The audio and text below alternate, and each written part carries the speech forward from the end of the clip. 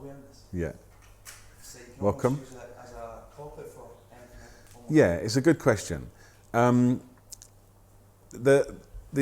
The way to approach this in terms of your own life. So the question was, just to be clear, you can use this as spiritual bypassing. That's what the term is. When you just put everything in your life that's not working down to it's just awakening. It's just okay. Another example of this is nihilism. When people start to realize the empty nature of appearances, which was first introduced in the second turning of the wheel by Nirjana, a Buddhist philosopher.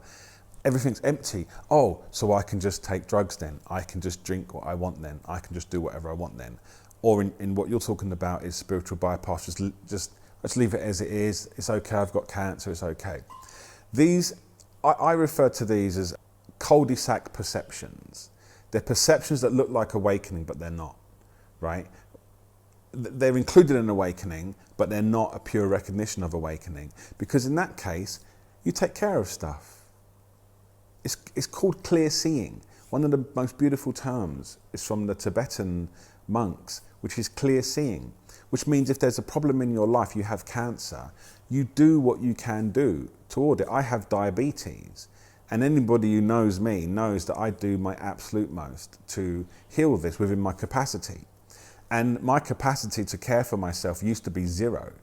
When I first got diagnosed with diabetes, I started eating more sugar because my addiction was to food, and what triggers addiction is stress. And finding out I'm diabetic was stressful. I was eating more junk food, and it was so embarrassing. It was the most embarrassing thing to leave the diabetic hospital and go to McDonald's, because that was the way I dealt with stress in my life at that time, even if it was stress caused by drugs. And this is what alcoholics do. They drink because they're depressed about drinking, right? So these are some things that are so powerful that you might never find a solution by conventional means. But through the power of awareness, I'm able to go through that immense suffering with clear seeing, right? Clear seeing. And what rose through that was skillful means. It doesn't mean I always have the power to just never use again, which is another myth of awakening. It can happen, and it happens with some things, but it doesn't mean it's going to happen with everything. So what I did is little by little, I placed myself in more healing environments. And it's why you're all sitting here now. Because one of my skillful means was to rent the big house in Thailand and fill it full of people who also want to be healthy. Right? Now, would I have had the courage to do that? I was 300 pounds when I started this detox house. It's quite a tall order. Hey guys, I'm starting a detox house in Thailand. I'm huge and I binge eat. I was the worst eater in this house for the first 3 years. At least the first 3 years, right? Where I would be like, I'm the one that's going off, but I could provide such support through my easeful relationship with it.